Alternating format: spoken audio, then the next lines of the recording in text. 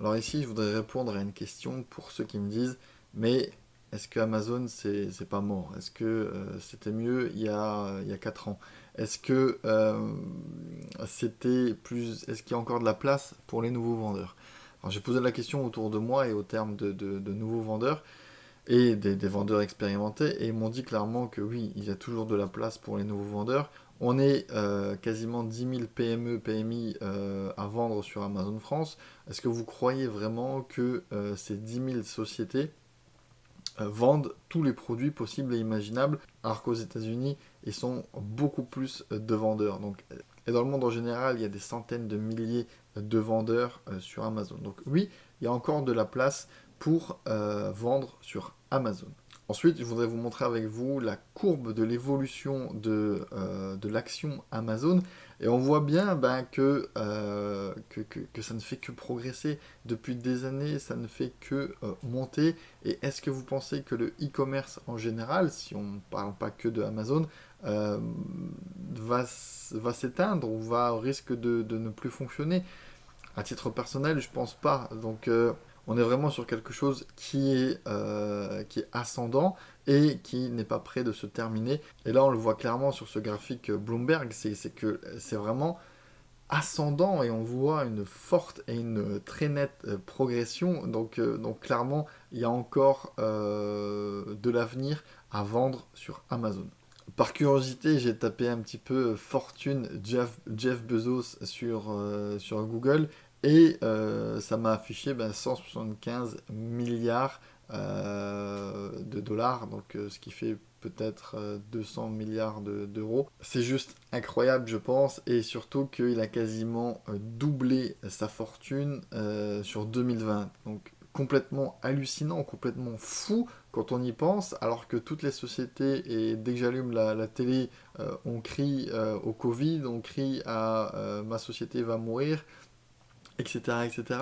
Lui, j'ai trouvé une petite animation qui est assez sympa. Regardez, donc on voit Jeff Bezos qui est tout premier, il va se faire détrôner par Bill Gates, encore une fois, et Jeff Bezos ensuite il prend l'ascendant et il va plus se faire rattraper de sitôt. Et donc voilà, et ça c'est vraiment significatif de la part du business du e-commerce et ça va encore une fois confirmer l'action et la courbe que je viens de vous montrer sur Bloomberg et voilà. Regardez si on prend la date qu'on se met à début d'année 2020. Donc là, on est sur 117 et 114 pour Bill Gates, d'accord. Mais si on se met en fin d'année, et ben là, Bill Gates a doublé sa fortune. Il est passé de 117 à 200 milliards de dollars en même pas quelques mois, parce que là, je tourne cette vidéo, on est fin septembre 2020.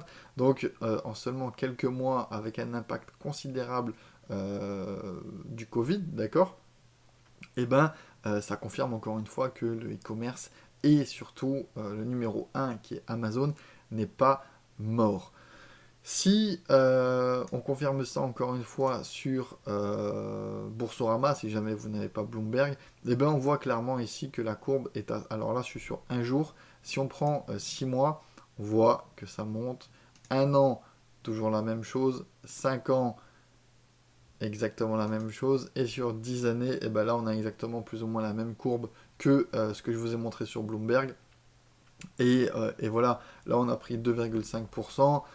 Euh, Sincèrement, je vois pas pourquoi ça s'arrêterait de monter.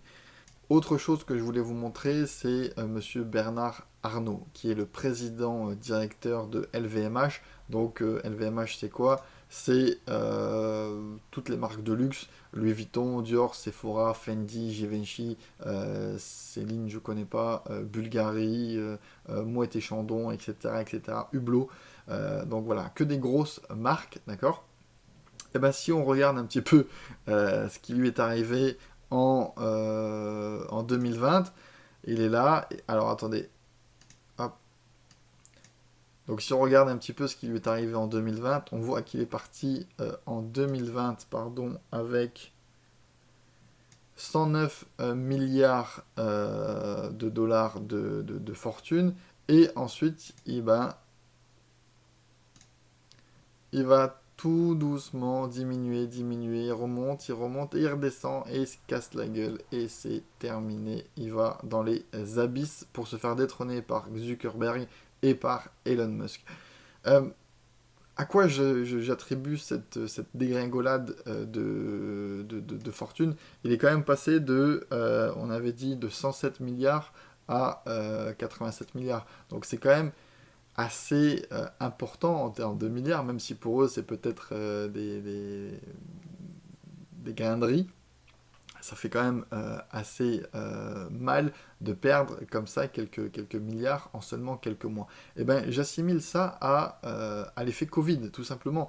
Louis Vuitton, Christian Dior, Sephora, Fendi, Givenchy et tout ça, ça c'est des marques qui font du retail. On va dans ces magasins pour acheter des produits. Et donc le fait d'avoir un confinement, le fait que les gens sortent peut-être de moins en moins pour aller se balader ou faire du shopping, et ben, ça a un impact considérable sur les ventes et donc du coup sur la fortune de ces grands acteurs du retail et des marques de luxe. Alors c'est sûr, ils ont un petit peu de e-commerce, etc. Mais c'est clairement pas du tout optimisé sur leur site internet. On n'est pas encore une fois sur... Vous savez, j'aime bien assimiler le fait que quand on vend sur Amazon, qu'on soit petit vendeur ou qu'on soit un énorme vendeur, on a une boutique sur les Champs-Élysées. Amazon, c'est les Champs-Élysées.